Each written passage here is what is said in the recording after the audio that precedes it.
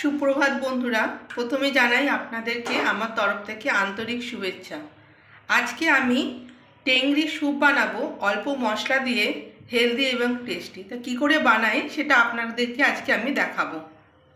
প্রথমে আমি টেংরিগুলো প্রেসার কুকারে দিয়ে দিলাম, তারপরে দেব জল,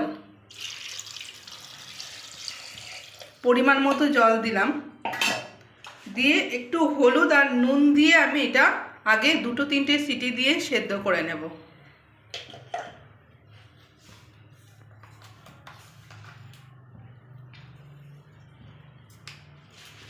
এটা একটু মিশিয়ে নিলাম, জানি ফুটে গেলে মিশে যাবে, তাও আমি একটু মিশিয়ে নিলাম। এবার প্রেসার কুকারে ঢাকাটা দিয়ে দিলাম, আগে 2-3টে সিটি পড়ে যাক, তারপরে বাকি রান্নাটা করব।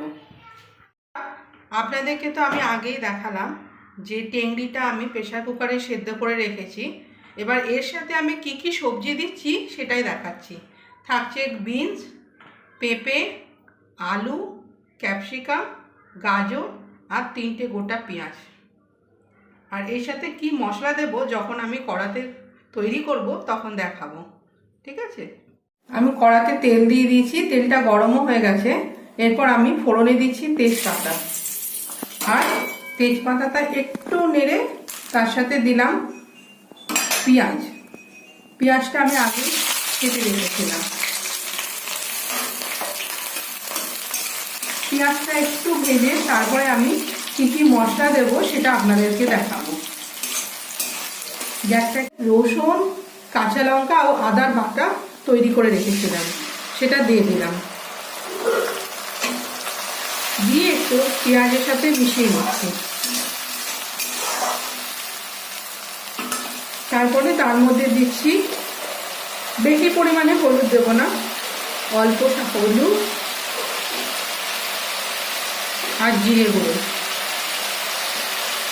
এই মশলাটা আমি একটু ভেজে নেব।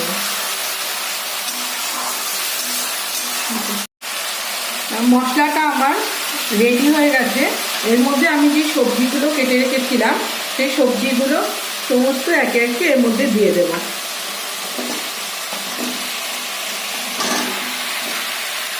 দিয়ে একটু সামান্য ভেজে নেব।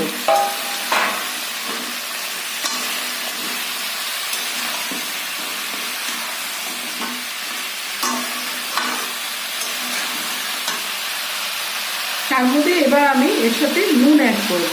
এবার স্বাদ মতো নুন দিয়ে দিলাম, দিয়ে আবার সামান্য ভেজে নেব।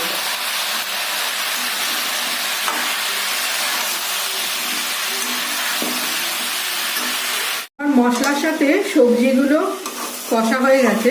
এবার আমি যে আপনাদেরকে আগে দেখিয়েছি যে প্রেসার কুকারে আমি যে টেংরিটা সেদ্ধ করে রেখেছি সেটার সাথে এটা আমি মিশিয়ে দিচ্ছি, দিয়ে এবার তারপরে একটু গরম জল দিয়ে সিটি 2-3টে মতো সিটি দিতে হবে।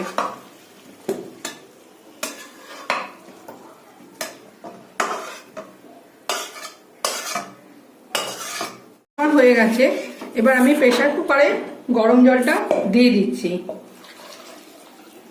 দিয়ে আমি এবার কুকারটা গ্যাসে বসিয়ে দেব, দিয়ে আরো 2-3টে সিটি দেব, তারপরে নামাবো। দেখলেন বন্ধুরা আমি কত কম মশলা দিয়ে এটা বানাচ্ছি।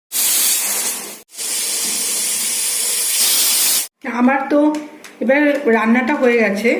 এবার শুধু আমি এর মধ্যে দেব একটু গোলমরিচ গুঁড়ো আর বাটার।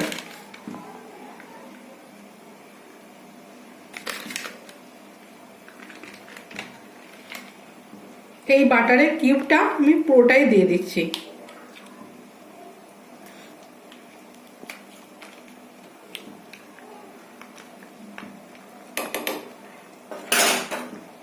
বাকিটা এবার মিশিয়ে নেব। মানে আমার আজকে রান্নাটা পুরো কমপ্লিট।